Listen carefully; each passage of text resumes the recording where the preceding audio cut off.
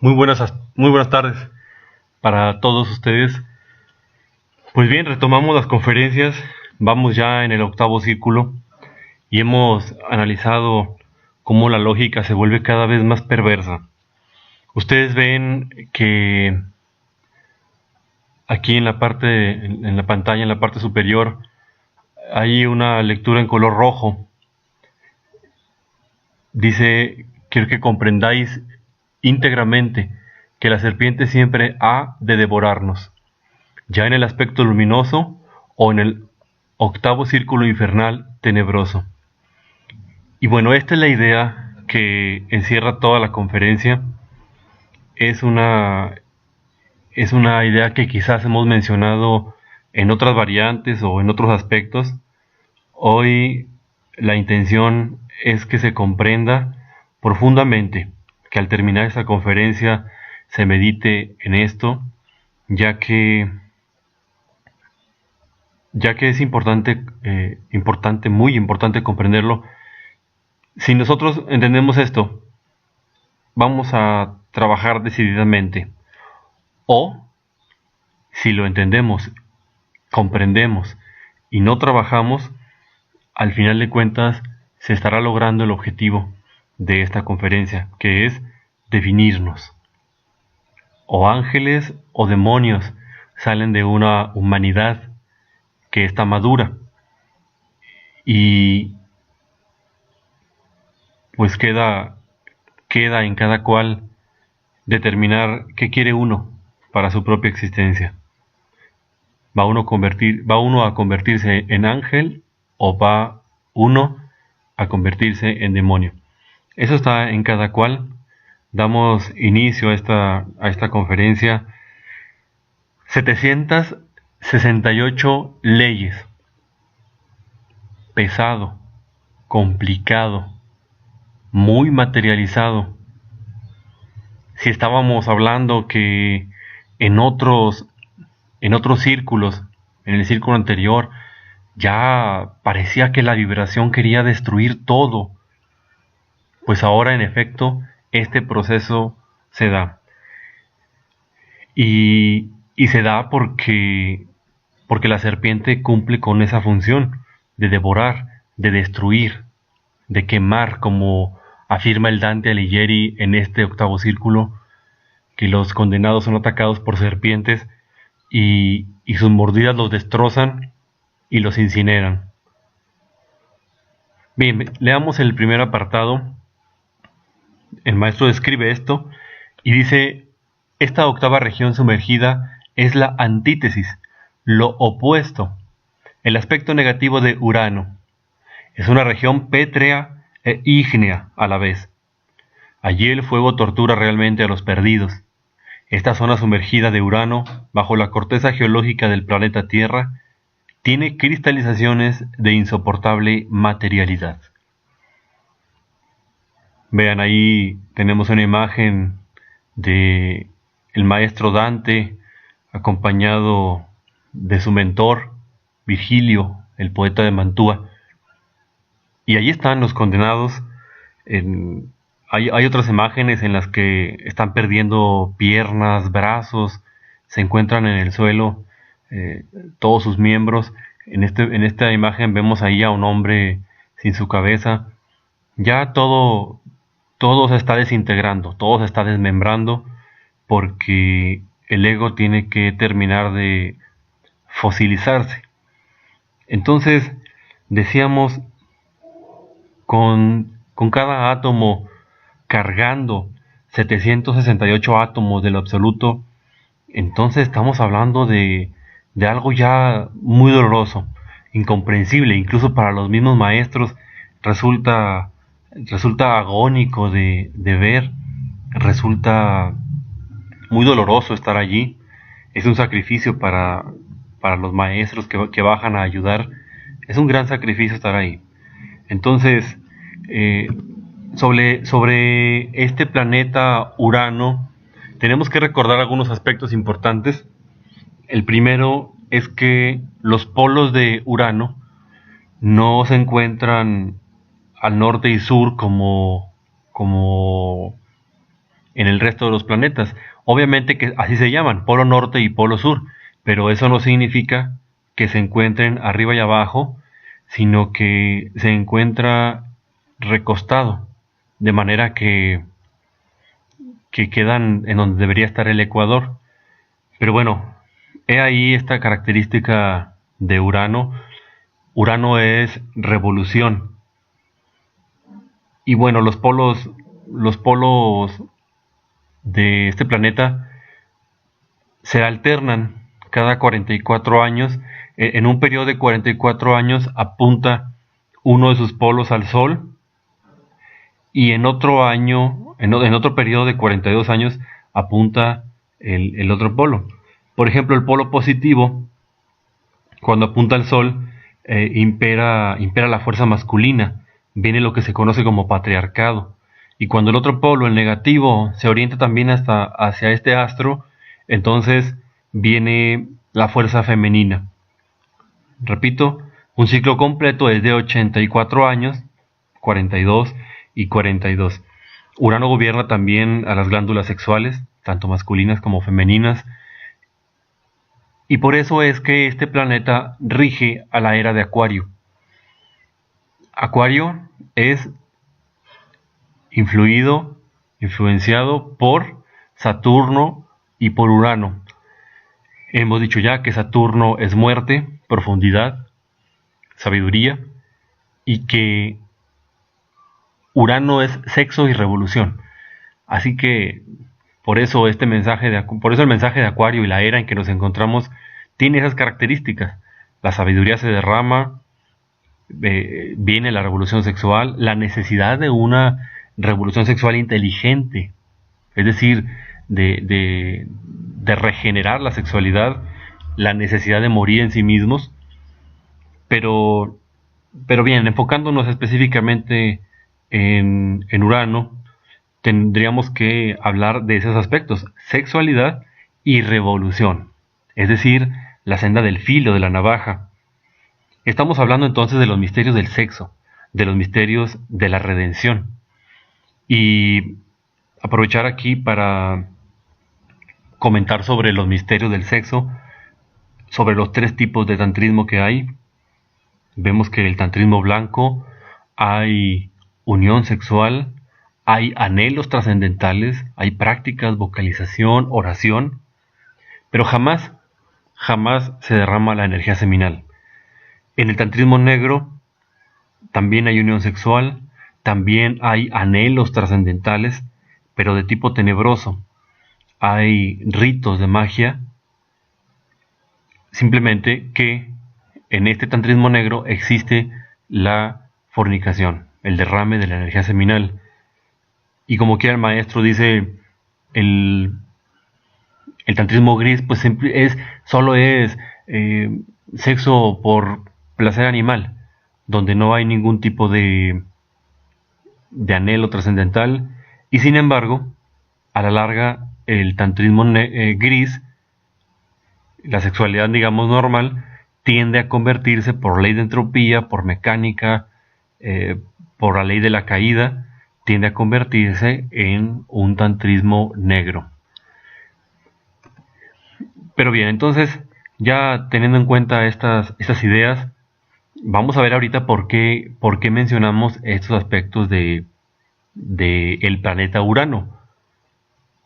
Pero bien, iniciamos analizando un fragmento del capítulo Las dos Marías que el maestro nos entrega en el libro de Matrimonio Perfecto.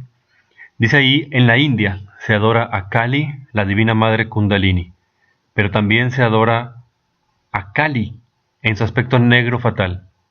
Estas son las dos Marías, la blanca y la negra, las dos serpientes de cobre que sanaban a los israelitas en el desierto, y la serpiente tentadora del Edén. Entonces son dos. Una es la de cobre, esa que trae salud, esa de ahí de donde se alimentaban, ¿verdad? También ese maná con el que se alimentaban los israelitas durante 40 años, no es otra cosa más que la energía sexual. y desde luego que esta es sanadora. Recordar cómo es que se cura el rey Amfortas cuando tenía mucho tiempo con una herida abierta que le provocó la lanza empuñada por Klingsor, el mago negro. ¿Cómo es que se cura? Pues cuando Parsifal le quita la lanza a Klingsor, se la quita porque sabe gobernarse ante Kundry, la mujer tentadora. Toma la lanza, va hacia el castillo del rey Amfortas y este entonces puede ser sanado por la lanza y oficiar. Puede entonces levantar el Santo Grial, ante el cual todos los caballeros se arrodillan. Es una historia bellísima, un relato de tipo iniciático, trascendental. Aquí la cuestión es que la serpiente blanca sana, cura, regenera, y la serpiente tentadora mata espiritualmente.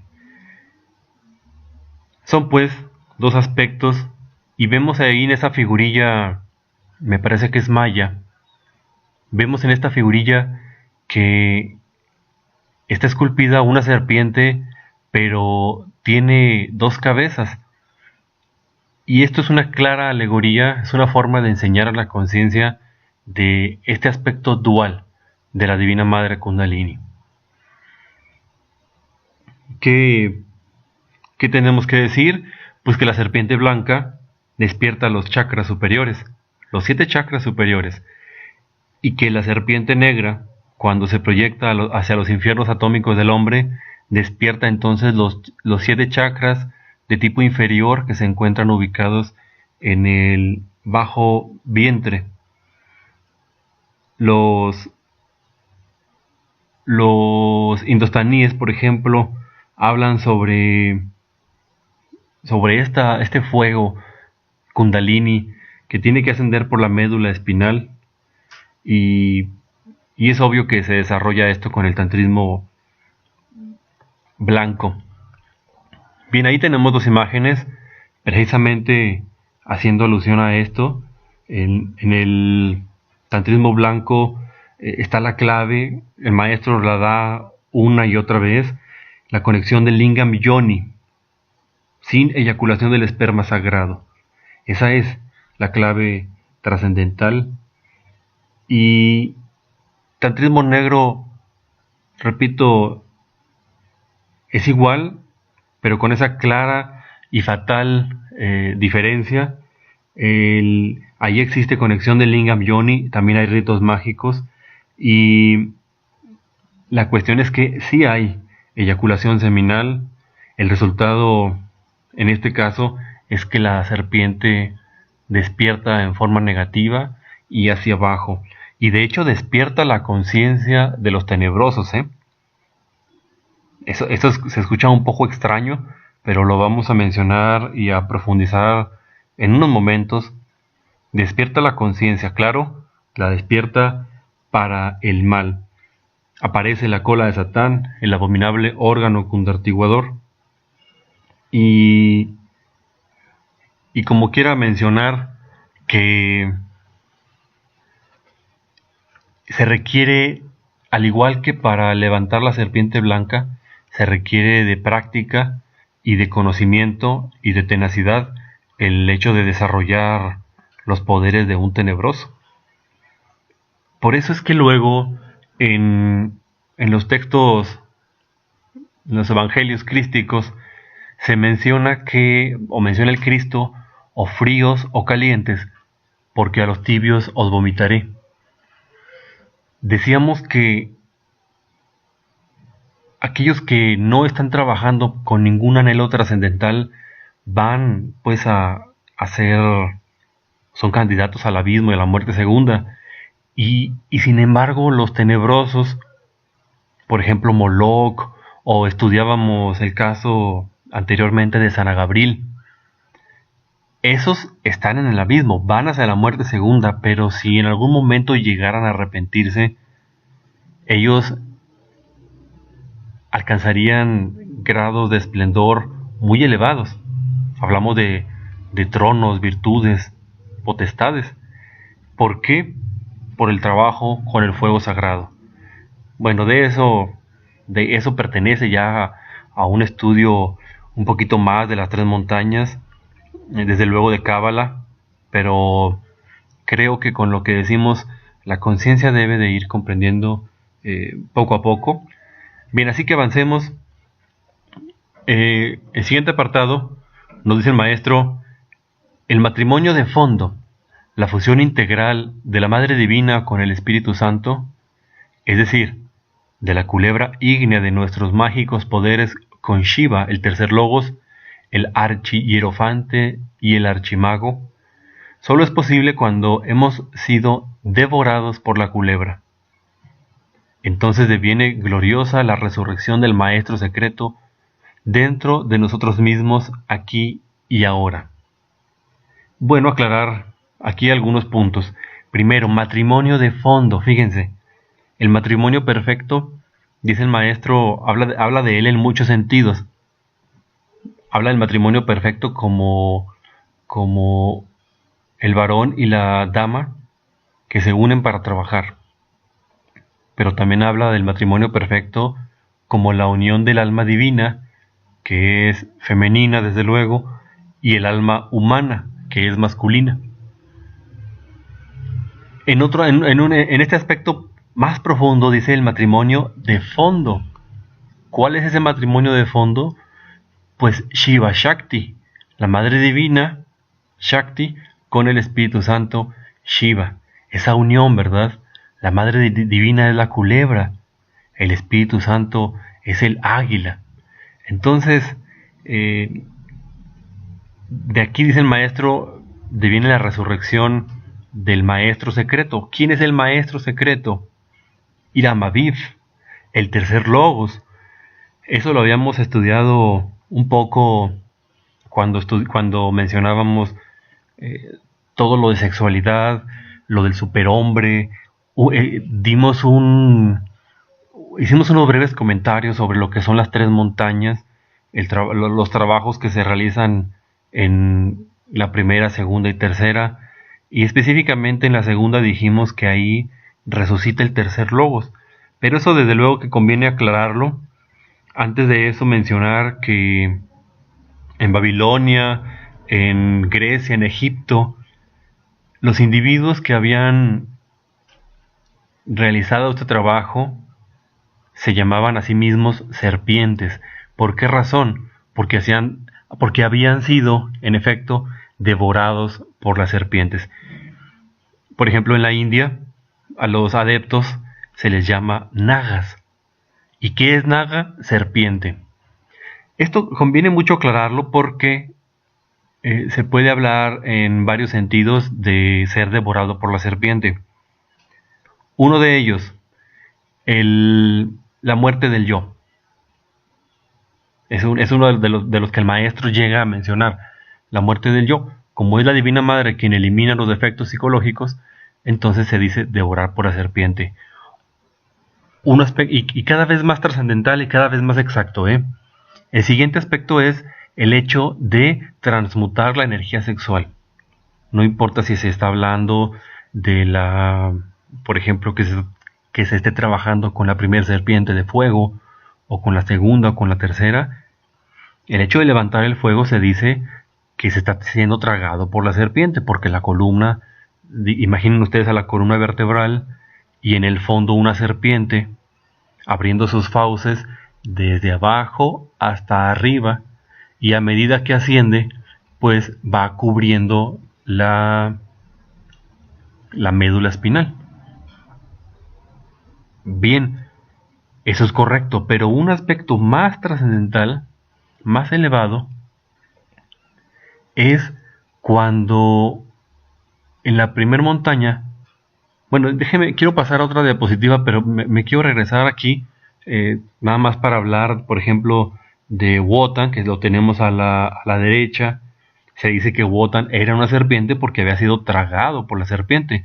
Es el mismo Odín, padre de todo, padre de Thor. Thor es el Cristo.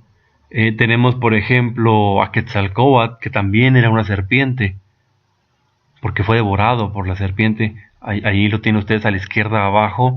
Y desde luego nuestro emblema, nuestro escudo nacional, bellísimo, altamente esotérico, portentoso. Bueno, todo eso que estamos hablando equivale a la resurrección del tercer logos. Y esto es justamente de lo que quiero hablar. Esto de la serpiente voladora. Bien, esta imagen ustedes la conocen.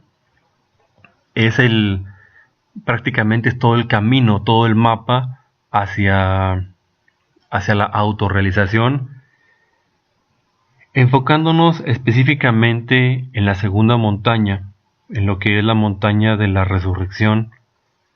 Tenemos que decir que ahí se realizan los 9 trabajos de Hércules y entonces se elimina al mercurio seco y al azufre arsenicado, a los yoes, a lo que quedó.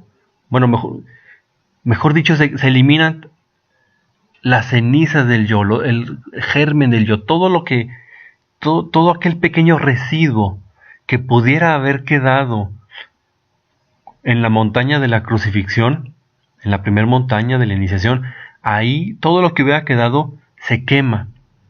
En términos alquimistas se dice, se cuecen y se recuecen hasta que vuelvan convertido completamente en cenizas. ¿Por qué?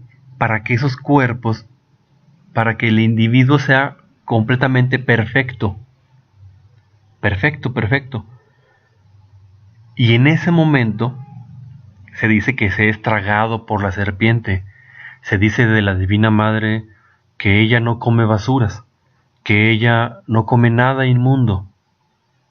Es decir, solamente hasta este momento es cuando el individuo logra no solamente la maestría, sino la perfección en la maestría. No solamente la piedra cúbica perfecta, sino la piedra cúbica de punta.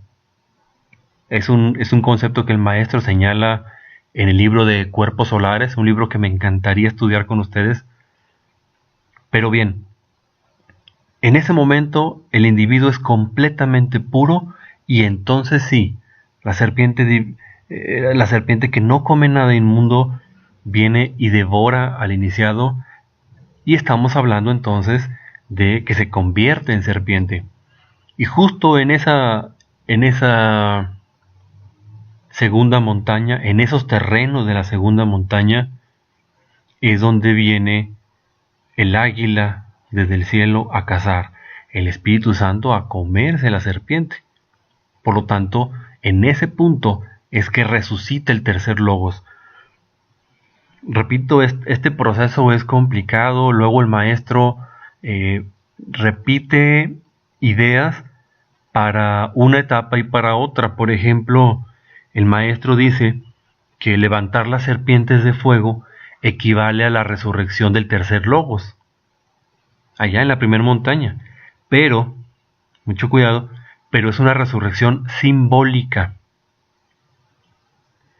En la segunda montaña resucita el tercer logos, pero ahora sí resucita de verdad y es una resurrección esotérica.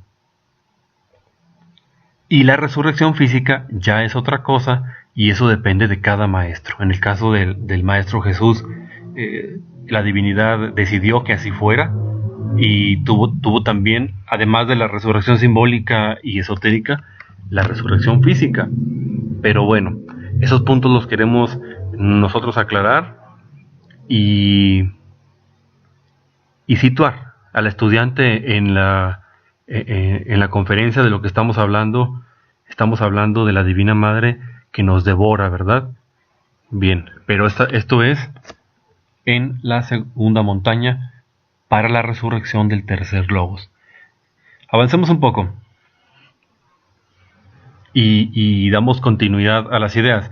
Dice ahí, si en las dimensiones superiores de la naturaleza y del cosmos somos devorados por la serpiente de bronce que sanaba a los israelitas en el desierto, obviamente en el octavo círculo dantesco, los condenados son devorados por la horrible serpiente tentadora del Edén. Entonces se convierten en víboras venenosas, espantosamente malignas. Bien, por eso mencionábamos al principio las características de Urano. Revolución, pero revolución de la conciencia, ¿verdad? Sexualidad, regeneración sexual. En este aspecto vemos completamente lo contrario a la revolución. Y no estamos hablando de la involución, porque la involución es lo contrario a la evolución y viceversa. Lo contrario a la revolución de la conciencia, al triunfo de la conciencia y del ser, es precisamente el fracaso total, el fracaso de la conciencia. En este punto, la culebra va a destruir al ego.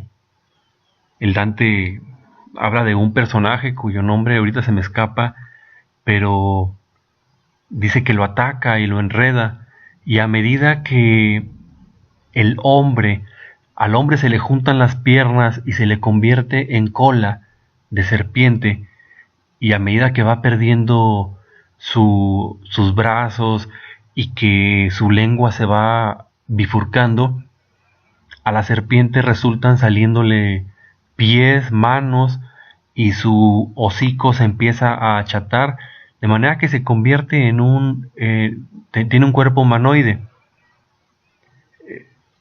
Al final lo que queremos decir es que la serpiente termina por darse el banquete. ¿Cuál es la comida de esa serpiente? Desde luego que todos los yoes, todos los agregados psicológicos. Aquí es donde vienen a destruirse finalmente, donde empieza este proceso, donde se acentúa para que la novena esfera se culmine. Lo vamos a analizar el día de mañana. Pero entonces tenemos que ver que por una vía o por la otra, la serpiente va a destruir al ego. Si es por la vía luminosa, basándonos en trabajos conscientes, en padecimientos voluntarios, lo va a destruir. Y si es por la vía tenebrosa, en este círculo, de todos modos lo va a destruir. Y cada quien vaya reflexionando, Al final se trata de que la pureza original de la esencia tenga que recobrarse. Solamente el alma puede liberarse de este infierno, de estas regiones tan pesadas, tan llenas de dolor, solamente cuando el ego muere.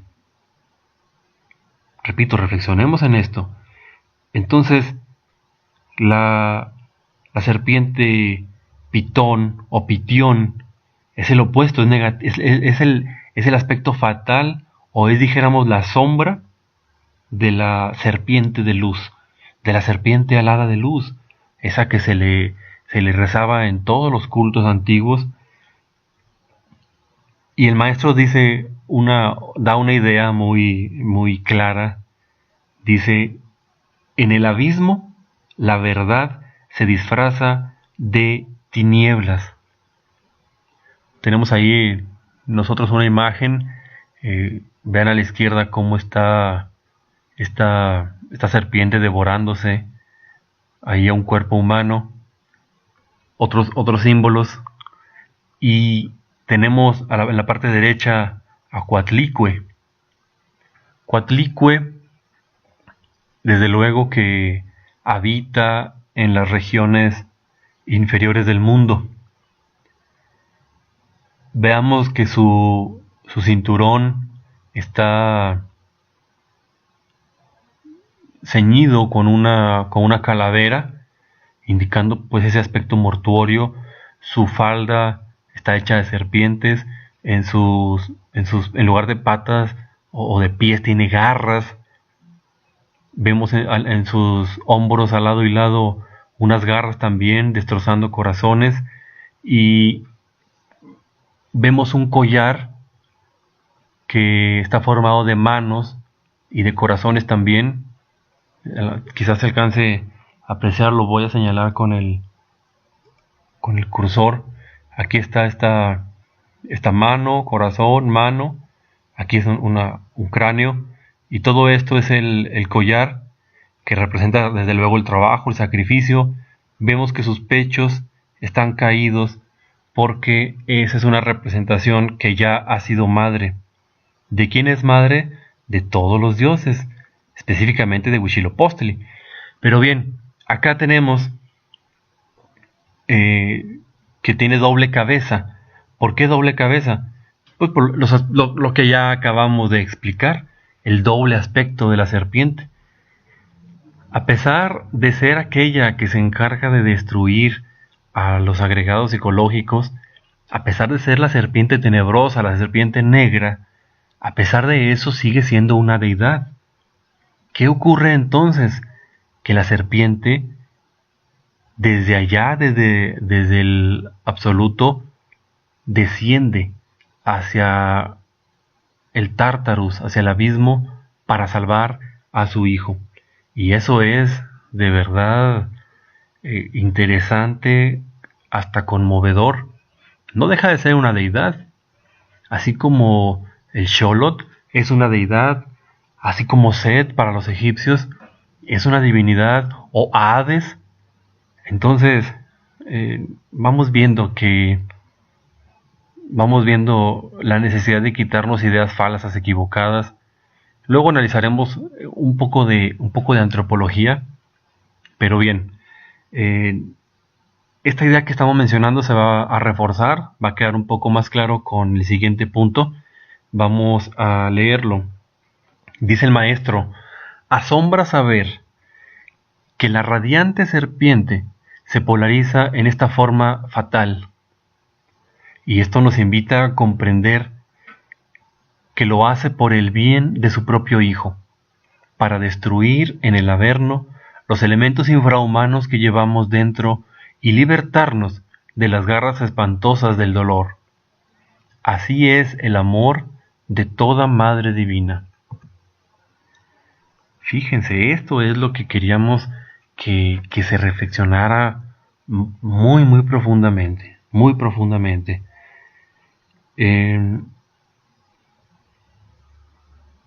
La Madre Divina nunca nos abandona. Cuando el individuo se ha vuelto completamente perverso, decididamente perverso, cuando no le interesa autorrealizarse, cuando más bien busca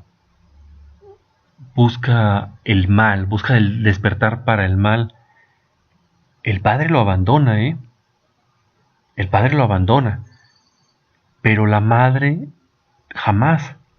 De hecho, el hecho que lo abandona el padre hace que penetre la esencia en los mundos infiernos, como en el caso de las personas que son asesinos, ya dijimos, decididamente perversas.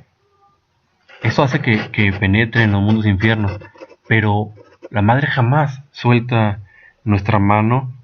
Nuestra Divina Madre siempre nos acompaña por amor, y por eso decía el maestro, la verdad se disfraza de tinieblas.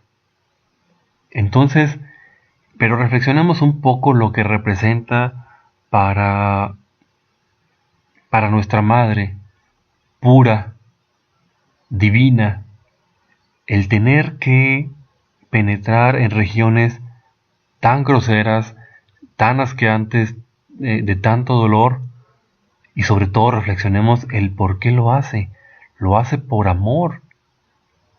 Así los egos, los agregados psicológicos vean una serpiente horrible, tenebrosa, que los persigue, que los traga, que los destruye, los incinera, y por tal motivo se piense que les hace un mal. No es así, se está liberando a la esencia. Así que he ahí una expresión de la infinita misericordia de la Madre Divina. Y la pregunta es, ¿cómo? Ya sabemos cómo trata la madre a su hijo. La cuestión aquí para reflexionar es cómo trata el hijo a su madre. Nosotros, ¿cuál es el trato que tenemos hacia nuestra Madre bendita? ¿De qué manera la estamos honrando o deshonrando? ¿De qué manera estamos agradeciendo que ella entra a los tribunales de la ley, ora, suplica, aboga ante los jueces de la ley para que nuestro karma sea perdonado mientras ella trabaja ablandando nuestro corazón. En rituales muy antiguos describe esta serpiente divina, nuestra madrecita, describe cómo entra en los tribunales de la ley y tiene que huir para no ser pisoteada por los jueces de la ley. Dice, me hace sufrir demasiado el hijo pecador. La Madre Divina sufre. Recuerden ustedes que existen los átomos de dolor del Padre. Y la Madre Divina sufre por su hijo. Y aún así, siempre busca liberarlo. Lo sigue hasta donde esté. Hasta el punto más alejado del sol, más alejado del sagrado sol absoluto, hasta allá acompaña a su hijo para liberarlo del dolor.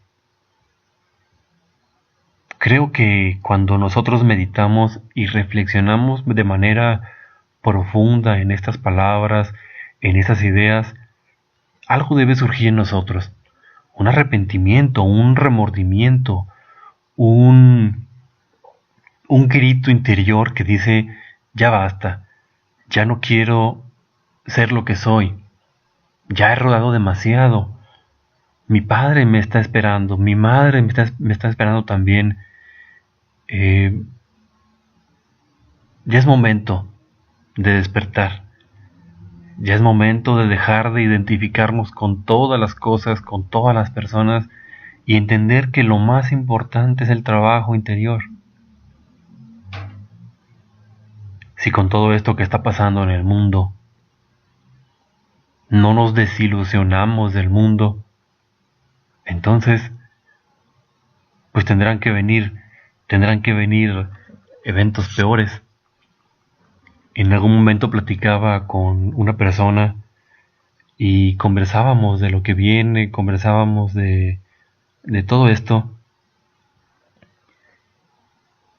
Y me decía la persona, oye, pero hay que llevarle esperanza a la gente. No hay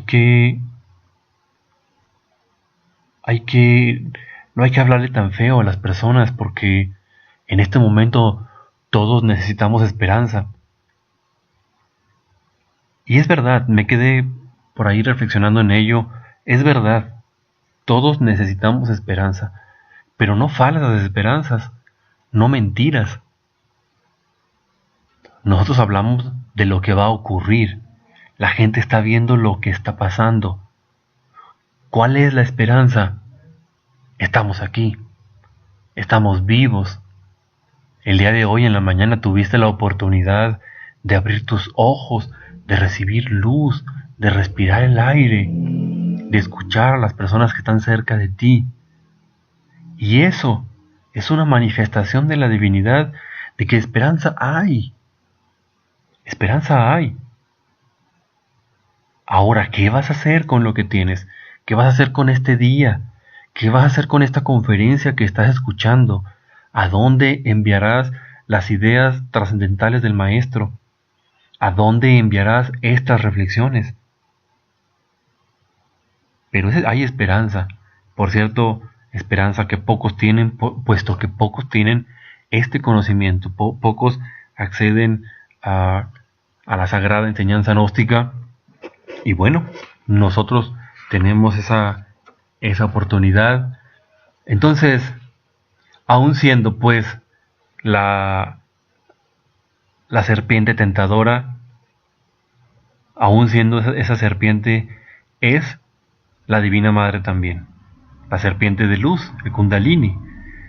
En todo caso, la serpiente siempre ha de devorarnos. Avanzamos un poquito. Vean ustedes esa figurilla también. Está un maestro maya, un iniciado maya, representando el trabajo que hay que hacer, y la serpiente pagándoselo. Vean cómo es de abajo hacia arriba y únicamente falta torso, cuello, la cabeza del iniciado. Pero bien, leemos, es maravilloso saber que el ego siempre debe ser disuelto cueste lo que cueste, con nuestra voluntad o contra nuestra voluntad, y que la serpiente inevitablemente debe tragarnos, o victoriosos o fracasados. Fíjense, decíamos al inicio que íbamos a profundizar en esto. Esta es la parte medular, lo que urge comprender. Esto y la misericordia de la Divina Madre juntos son lo que a mí, en criterio particular, es lo que urge sacar de esta conferencia.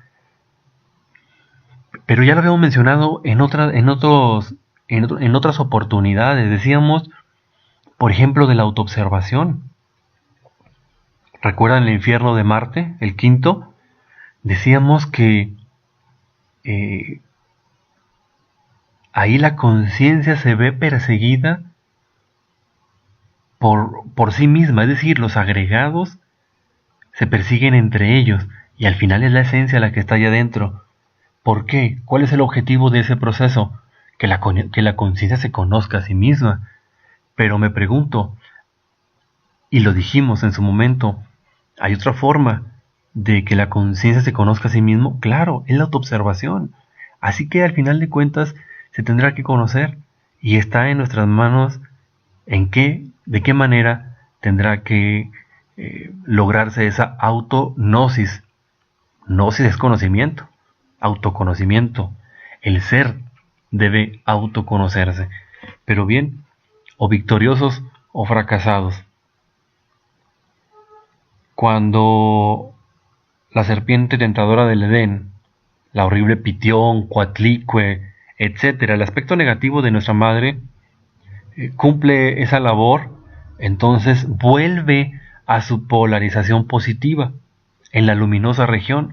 O sea, nuestra madre no siempre tiene este aspecto, solamente lo hace para cumplir con el trabajo de desintegración en este octavo círculo y después recupera su forma luminosa. Así que, repito, veamos en qué forma la Divina Madre ama a su Hijo. Y bueno, cuando un tántrico negro desarrolla la serpiente, se está condenando a sí mismo porque está desarrollando agregados y está, digamos, haciendo bajar a su Divina Madre. ¿Cómo? Les pregunto, recordamos este aspecto, ¿cómo es que se crea el órgano cundartiguador? ¿Cómo es que se crea? Con el Fojat cristalizado, es decir, el Fojat es fuego, con energía crística, con el fuego de la Divina Madre cristalizado hacia abajo. Entonces, cuando alguien comete el error de la fornicación, está proyectando a su propia Madre Divina a los infiernos atómicos. Está creando la serpiente que más tarde lo va a destruir.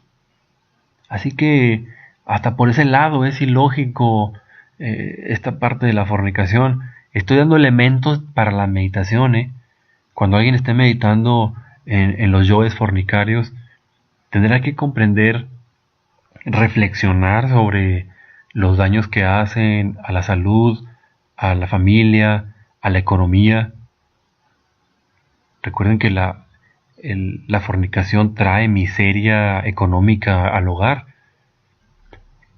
Cómo se degenera el cerebro, muchísimas cosas, pero ahora agreguemos esta cuestión que estamos proyectando a la Divina Madre hacia las regiones infernales y que es la serpiente que nos ha de tragar. Así que aquí quise retomar una imagen de una conferencia anterior. Esta puerta es la puerta que el Dante observa cuando van a entrar apenas a la región infernal y dice que la justicia animó a mi sublime arquitecto, o sea, a la divinidad. Y bueno, dice otras cosas, pero termina diciendo: oh vosotros los que entráis, abandonad toda esperanza. Y entonces preguntamos, ¿a quién le está hablando? ¿Le estará hablando a la esencia? No, porque la esencia va a salir, con mucho dolor, pero va a salir pura. Entonces, ¿a quién le habla? A los agregados psicológicos, al conjunto de legión que cargamos en el interior. Ellos no van a salir de la región infernal. Sí entran, pero no salen. De eso se encarga pues la naturaleza y nuestra madre bendita polarizada en la serpiente Pitión. Bien, avanzamos un poco. Dice ahí, en el octavo círculo infernal, moran desgraciadamente los falsos alquimistas, los tántricos negros, los falsificadores de metales, aquellos que cristalizaron negativamente, para ser más claros, aquellos que, en vez de hacer cristalizar el hidrógeno sexual Si-12 en los cuerpos existenciales superiores del ser, lo hicieron cristalizar negativamente para convertirse realmente en adeptos de la faz tenebrosa, que inevitablemente vienen a ser devorados por la horrible serpiente de las fatalidades. Bueno, esto ya lo habíamos comentado. Hay dos tipos de alquimia. Hay dos tipos de muerte del ego. Hay dos tipos de conocimiento de sí mismo, ¿no? Y hay dos tipos de banquete que se da a la serpiente. Y dice el maestro, podéis elegir. Se les da el conocimiento. Elijan. Están ante ese dilema del ser o del no ser de la filosofía. Tienen todo. Dos caminos, básicamente dos caminos. Entonces, ya un poquito hablando sobre el tipo de moradores que hay aquí, pues dice eso el maestro: falsificadores de moneda, mentirosos, hipócritas, todos esos que siembran discordia, que siembran chismes, que siembran peleas, gente falsa, gente mentirosa. Todo ese tipo de gente está ahí. ¿Por qué razón? Porque es lo contrario de la verdad. El deformar la verdad es grave, ¿eh? El ser es la verdad, el Cristo es la verdad. Y deformar la verdad implica graves consecuencias. Así que, repito, esta octava región sumergida es la antítesis, o mejor dicho, el aspecto negativo de Urano. ¿Qué es lo contrario a la revolución? Decíamos ahorita.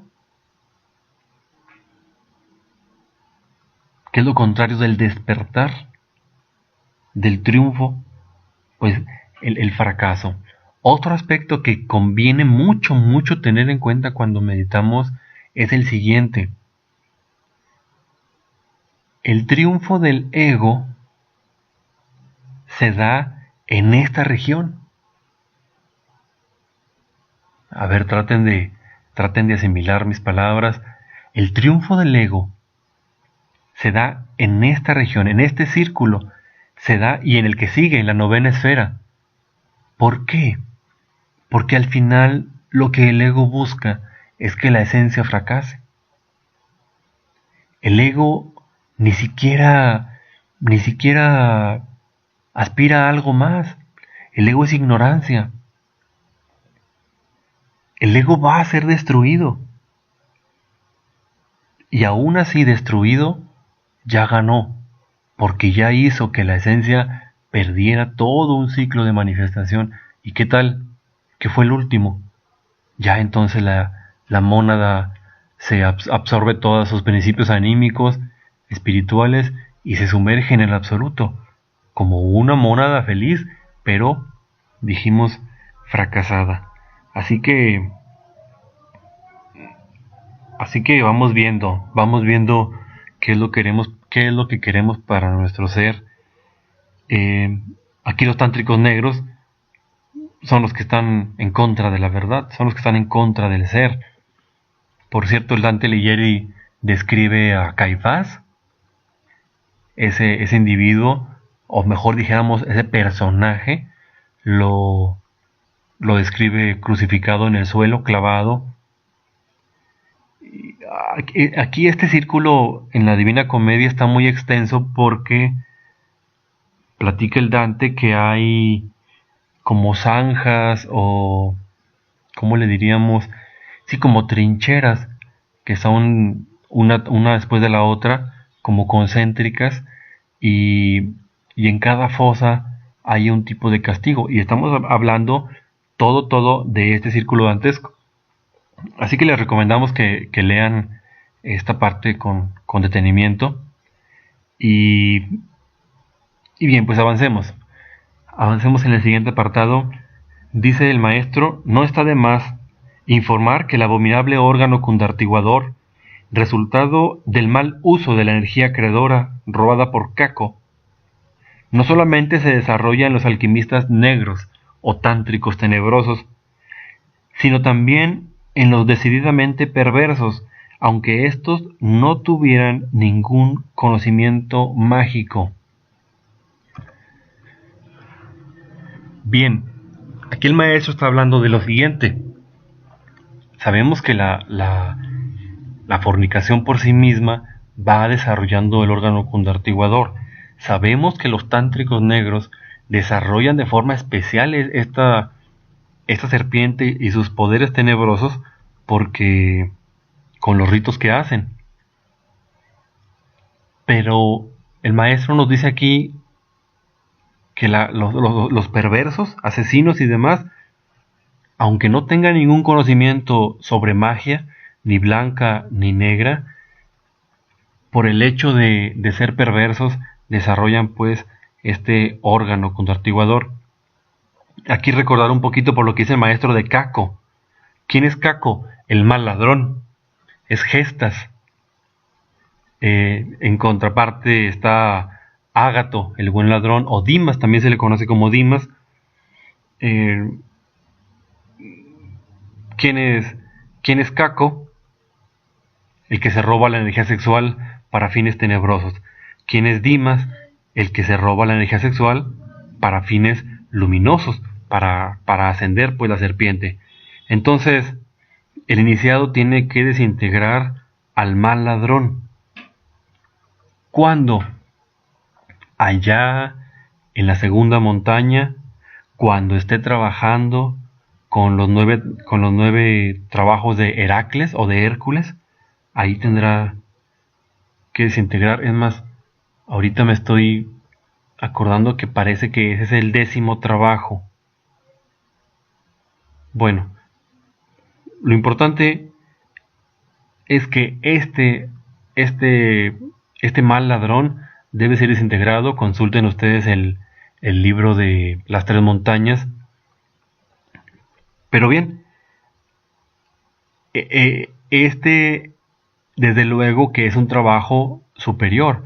Aquí lo que nosotros tenemos que hacer es robar el fuego a nuestro Lucifer interior, y esa sería como la parte a nuestro nivel de este trabajo.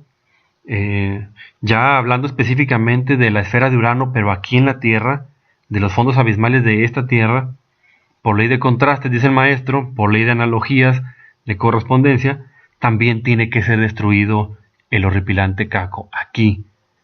¿Por qué? Por la serpiente. Entonces, tenemos aspectos luminosos y tenebrosos, tenemos aspectos antitéticos, y vamos viendo cómo se relacionan cada uno de ellos.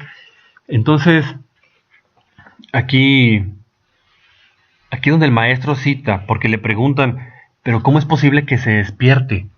Que los tenebrosos despierten su conciencia. Bueno, el maestro cita una partecita de la Biblia, está en sus hojas. Es en la Biblia, es el versículo del profeta Daniel. Dice: y muchos de los que duermen en el polvo de la tierra serán despertados, unos para la vida eterna, y otros para vergüenza y confusión perpetua. Ahí está. Después dice: los entendidos resplandecerán como el resplandor del firmamento, y los que enseñaron la justicia a la multitud como las estrellas a perpetua eternidad. Pero tú, Daniel, cierra las palabras y sella el libro hasta el tiempo del fin. Muchos correrán de aquí para allá y la ciencia se aumentará. Pues es lo que escribe el profeta Daniel. Se despierta pues la conciencia en el mal y para el mal. ¿Cuál es la diferencia con los fornicarios en la esfera de Mercurio? Pues que la serpiente allá todavía no devora a sus hijos. Acá en la octava región sí lo hace.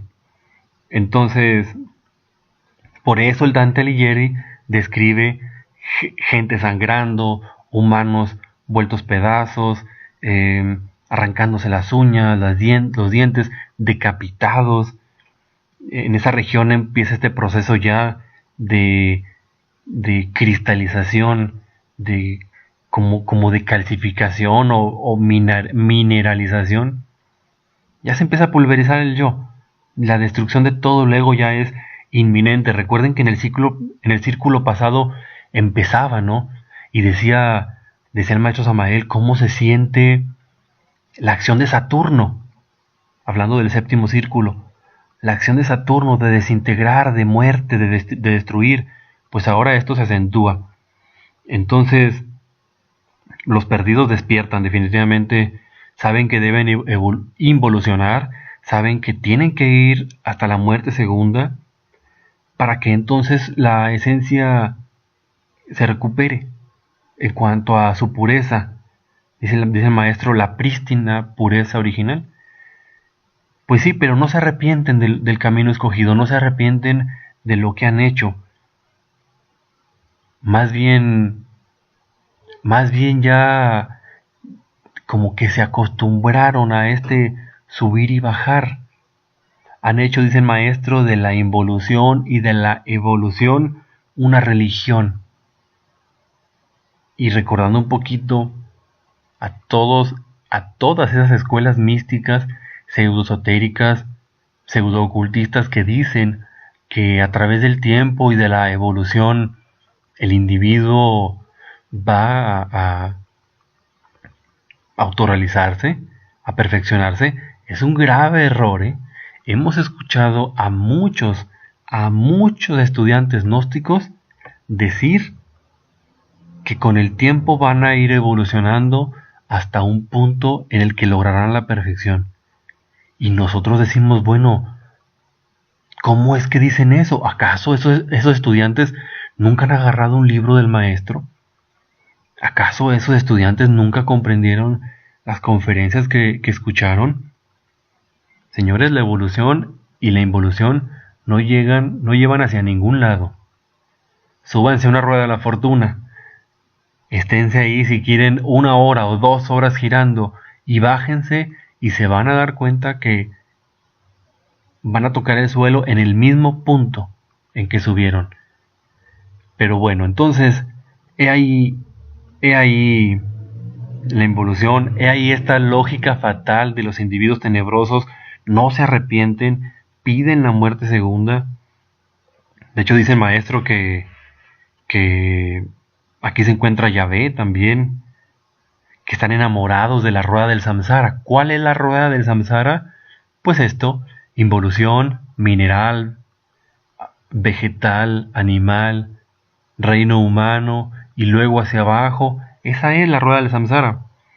Pero bueno, estamos en los tiempos del fin. La ciencia se ha aumentado, como dice el profeta Daniel, y al final el órgano kundartiguador, aunque se escuche paradójico, el órgano kundartiguador tiene poder para despertar la conciencia, para el mal y en el mal.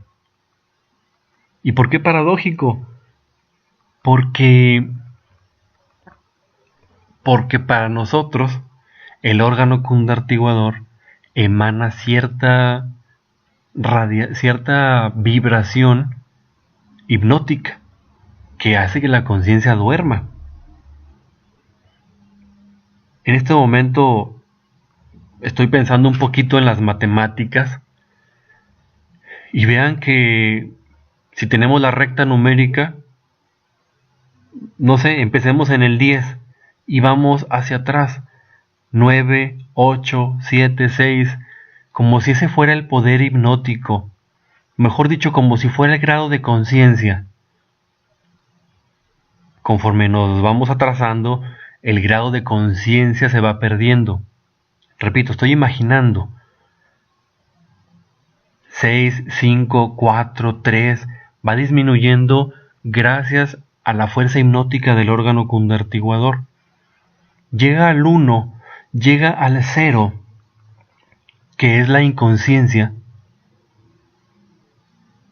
Para mí, el astral inferior, el primer círculo, y a partir de ahí empieza -1, -2, -3, -4, y entonces la conciencia se va recuperando, ¿se fijan? El valor va aumentando, pero ahora es negativo. No sé, a lo mejor porque soy profesor de matemáticas me lo imagino así, pero al final los números siempre van a representar la realidad. Como quiera que sea, podemos nosotros despertar la conciencia en forma luminosa, positiva, mediante la eliminación del yo, o podemos despertarla para el mal, en el mal, mediante el desarrollo del órgano cundartiguador. Repito, cada quien puede escoger su camino. Cada quien puede escoger su camino. Bien, avanzamos. Ya es el último punto, me parece, o falta uno. Dice, el yo fariseo se halla activo en el fondo de muchos devotos. Esto lo comento porque acuérdense que este círculo es de hipócritas, de mentirosos. Bien, y dice el maestro, ellos presumen de santos y de sabios, de castos y perfectos, pero en el fondo son espantosamente fornicarios. El yo fariseo bendice los alimentos al sentarse a la mesa, tiene aptitudes pietistas. Pietista es muy santurrón. Se autoengaña creyéndose virtuoso, mas en la profundidad de sí mismo oculta designios inconfesables y propósitos maquiavélicos que justifica con buenas intenciones. He ahí la falsedad, que nadie se crea perfecto, que nadie se crea justo. Todos aquellos que siguen la senda del matrimonio perfecto, dice el maestro, tendrán que aprender a defenderse de los tenebrosos. Nosotros vamos a enseñar técnicas, oraciones, conjuraciones que sirven para ese propósito, porque los tenebrosos intentan sacar al devoto del camino. ¿Cómo lo hacen? Pues buscan que caiga en la fornicación. Eso es, para llevarlo al banquete de los demonios. Y bueno, dice el maestro sobre esto, que la lucha es terrible. Cuando uno está metido en la senda del filo de la navaja, la lucha es terrible. Hay lucha del cerebro contra el sexo, es decir, mente contra sexo, de sexo contra cerebro, y también lo más terrible, dice el maestro, corazón contra corazón. Y si ustedes no comprenden este aspecto de corazón contra corazón, anímense a entregar la misión. Anímense a entregar a la humanidad el conocimiento sagrado, y me parece que con eso se comprenderá un poco mejor. Cerebro contra sexo. La mente, hay que morir. El sexo, hay que nacer. Y esto de corazón contra corazón, ese sacrificio por la humanidad. Definitivamente, hay que aprender a crucificar todos los afectos humanos. Hay que abandonar todo aquello que signifique pasión carnal. Y esto, dicen, esto es muy complicado, esto es muy difícil. Porque el pasado, dentro de nosotros y fuera de nosotros, nos llama, nos grita, nos suplica que regresemos. Y todo eso es muy complicado. El maestro dice, el superhombre es el resultado de una tremenda revolución de la conciencia. Aquellos que creen que la evolución mecánica de la naturaleza nos convierte en maestros, están absolutamente equivocados. El maestro es el resultado de una tremenda revolución de la conciencia. Así que hay que pelear, señores, contra la naturaleza, y hay que pelear contra la sombra de la naturaleza. ¿Cuál es la naturaleza? El mundo. Y la sombra, el yo. Bien, ya por último dice el maestro, mucho se ha hablado sobre el Kundalini, el poder serpentino anular, que se desarrolla maravillosamente en el cuerpo de todo tántrico blanco. Pero nosotros aseveramos, solemnemente, que nadie podría gozar de los poderes de la serpiente luminosa sin haber sido devorado antes por la misma. Bien, pues llegamos así al final de esta conferencia con este mensaje del maestro.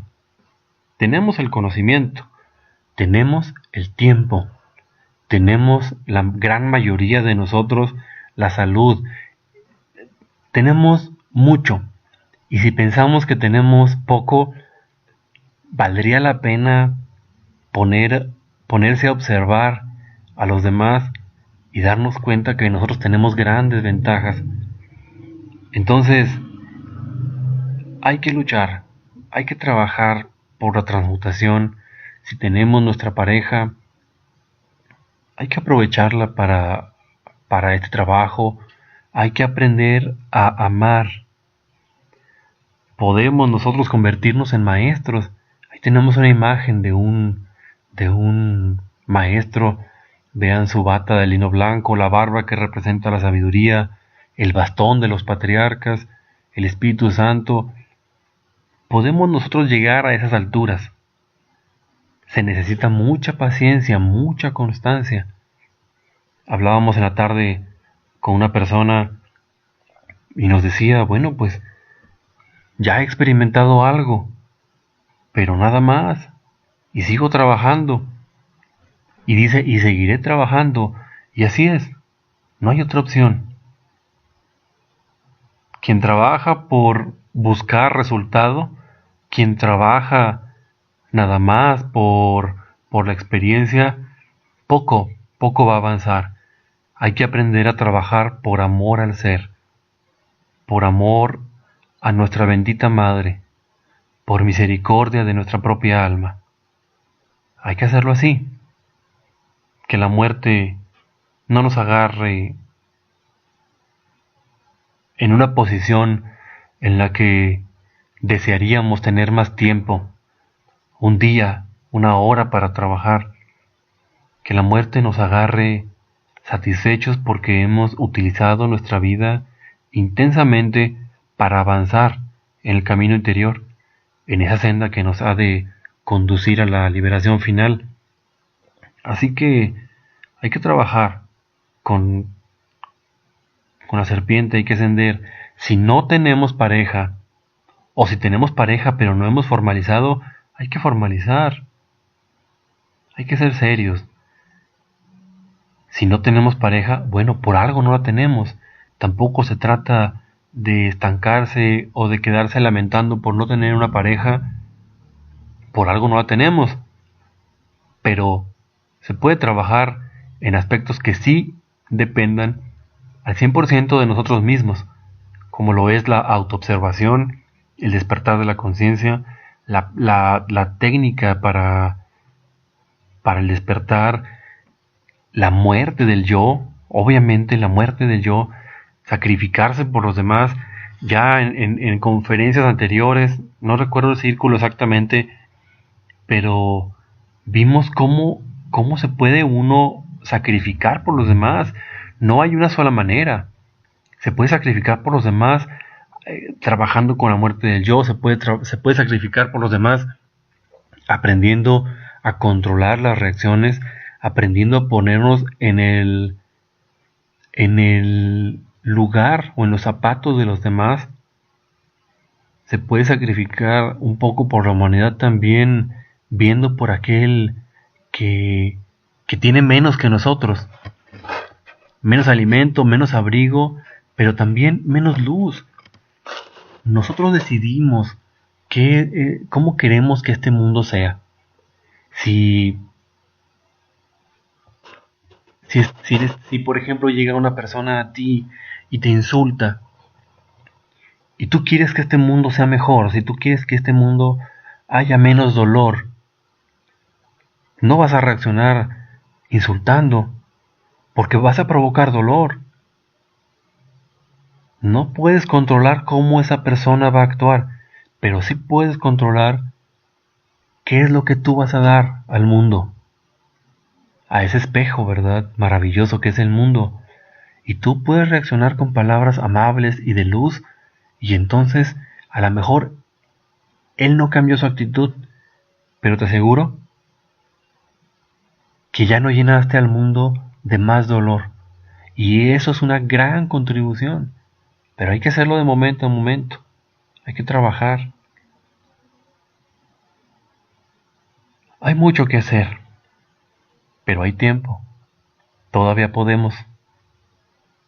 Esa es la esperanza que, que tenemos todos. Y si bien la mente quisiera verla como muy poca, la verdad es que no es poca. Es todos los que tenemos la enseñanza gnóstica somos verdaderamente afortunados, aunque no se considere así. Bien, pues con mucho gusto hemos terminado este estudio. Ahora continuaremos el día de mañana, primero la ley, con el último círculo. Y les recomendamos que aprovechen estos días para ir estudiando las conferencias que faltan. Vamos a actualizar la lista de las meditaciones y de las asistencias a conferencia. Les rogamos que pongan presente. No, solamente con verla aparece el visto en la conferencia, pero les rogamos que pongan presente, que comenten presente, para que nos llegue a nosotros una notificación y sea más fácil pues llevar este control. Felicitamos a quienes están trabajando y estudiando de manera intensa. A los que todavía no, pues los alentamos, los exhortamos a que lo hagan. Ahorita que podemos, repito, ahorita que podemos. Bien, damos por terminada esta conferencia. Paz inverencial.